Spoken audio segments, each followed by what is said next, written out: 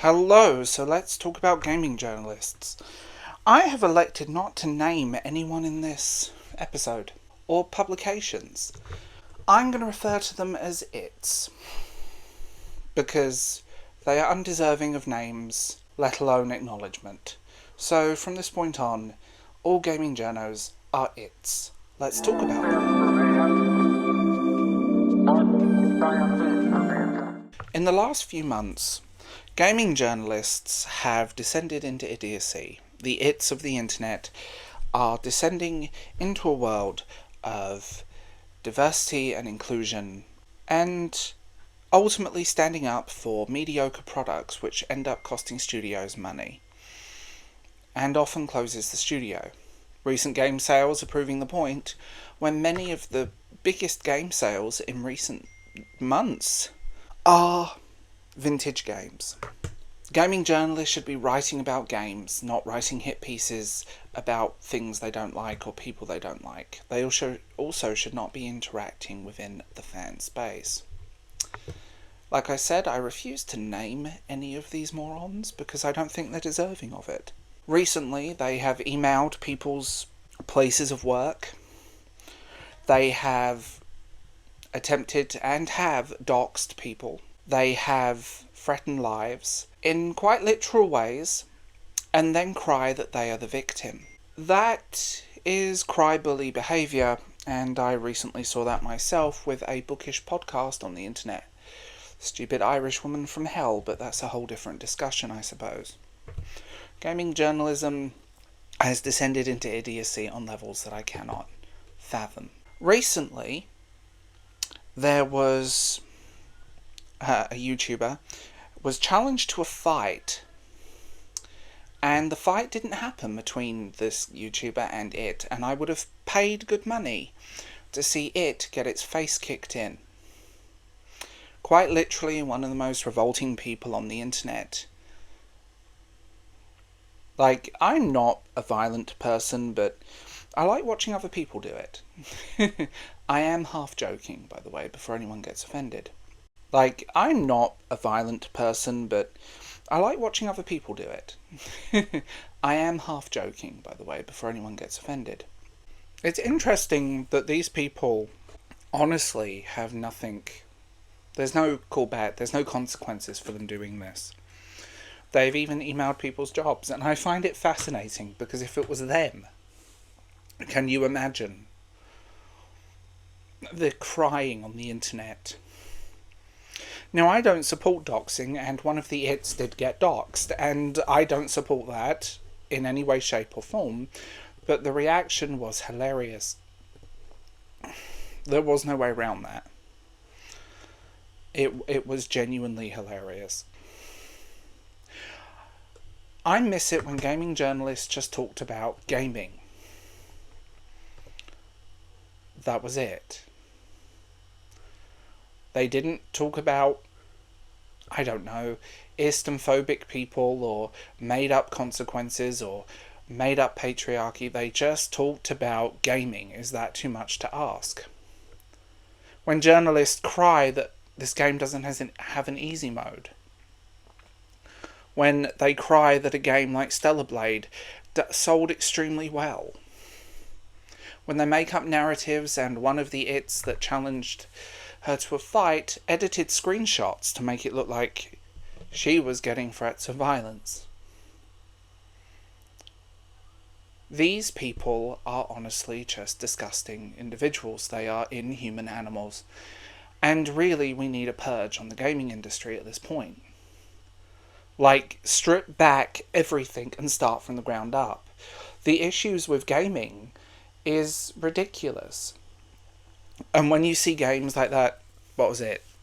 Justice League or whatever it was, that had been in development for years but somehow looked worse than Batman Arkham Asylum. There's a problem. Like, it's always never the gaming industry's fault when a game fails or doesn't connect with an audience. It's always the ists and the phobes and the endless streams of bigots on the internet that they cry about constantly. Publications feed into this, and ultimately become shill media for mediocre products with nothing of value to offer. There is nothing of value that these people and these so-called journalists create anymore. They have been superseded by YouTubers, by the general public. Anyone can review a product on the internet. And this is true of a lot of journalists. A lot of stuff that's gone down. And it really does show.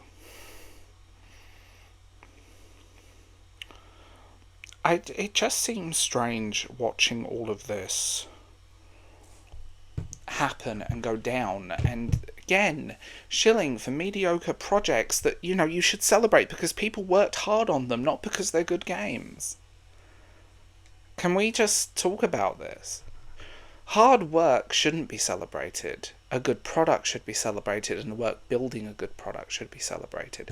There is a difference. It doesn't matter how much work you put into something. If the product is mediocre, you shouldn't be celebrated for it. I'm not going to give you a platitude pat on the head in any way, shape or form because you worked on something that was terrible. A lot of modern gaming I'm playing recently, it's ridiculous. And now you have the Assassin's Creed debacle.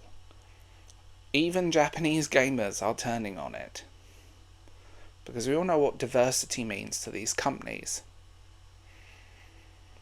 It was just a bizarre and frustrating thing to witness. Because, these people are genuinely unhinged.